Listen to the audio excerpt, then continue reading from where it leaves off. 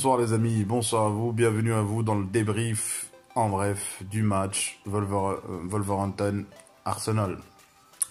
Le match, on va dire déjà la première mi-temps, je dirais que franchement maîtrisé par Arsenal. Arsenal s'est créé beaucoup d'occasions et notamment il y a un joueur qui s'est distingué, Pepe qui a réussi à mettre un but franchement à lui tout seul, je dirais, qui a réussi à avoir beaucoup de contre favorables, mais la frappe il l'a mis dans un coin franchement impossible pour le gardien. Donc à ce moment-là, Arsenal gérait bien le match, mais disons que dans le football, parfois on peut avoir des occasions, mettre un but et avoir tout en fait, tout sous contrôle. Il suffit d'une erreur, manque de concentration. Moi je dirais que David Luiz, déjà le fait qu'il fait la faute, on va dire, même s'il fait pas exprès, ou c'est son placement déjà très haut dès le départ qui a fait que ça provoquait en fait cette faute. Et donc penalty, carton rouge, donc tu pénalises l'équipe. Franchement, je comprends pas. C'est la même chose qu'il y a eu avec Militao. Tu prends un carton rouge, tu pénalises l'équipe, tu laisses l'équipe à 10. Et là c'est pareil pour Arsenal. Donc Arsenal maîtrisait son sujet, mais le football parfois, et voilà, il y a un facteur chance.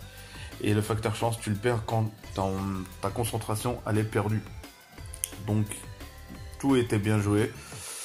Bah voilà, David Luiz, c'est comme ça. Parfois il va faire des bons matchs et parfois il va faire des grosses erreurs. Donc voilà, je répète encore, l'erreur vient de son placement dès le départ. Si vous regardez bien, il est déjà très haut. Donc c'est pour ça que la faute est arrivée après. Carton rouge, penalty, but. Donc voilà, un partout à la mi-temps. Place à la deuxième mi-temps. Donc la deuxième mi-temps, on va dire Wolverhampton a commencé très très fort. Je pense que c'est les consignes de l'entraîneur, profiter de l'avantage numérique. Le fait que Arsenal joue à 10, il fallait dès le début, dès les premières secondes, les premières minutes, faire montrer comme quoi il fallait marquer au plus vite. Parce que même si Arsenal était à 10, donc parfois les équipes ne profitent pas. Et là, tu as une frappe extraordinaire de Moutinho. Franchement, un poteau rentrant, une frappe imparable. Et là, qui vient clôturer le désastre qui a été causé par David Luiz. 2-1 pour le Wolverhampton. Arsenal, après le 2-1, plus ou moins, il n'y avait pas vraiment d'occasion. Wolverhampton continue toujours son pressing.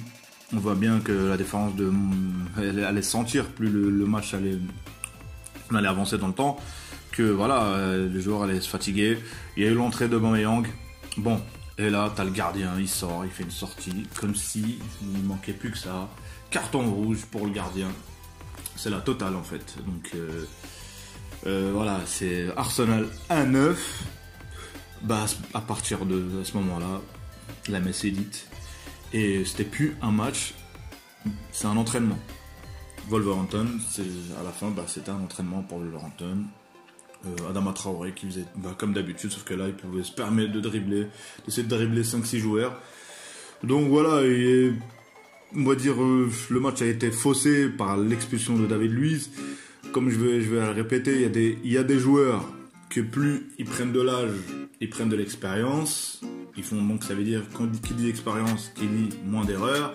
David Luiz c'est le contraire, plus il prend de l'âge, plus il prend de l'expérience, plus il fait des erreurs de jeunesse. Donc voilà, c'est quand même bizarre tout ça. Ce soir, il n'y a rien à dire. Victoire pour Wolverhampton, malgré un beau but de Pepe. Donc voilà, un match à oublier pour Arsenal et Arteta. Les amis, salut. Merci d'avoir suivi le débrief. Si vous n'êtes pas abonné, abonnez-vous, commentez, likez. Salut.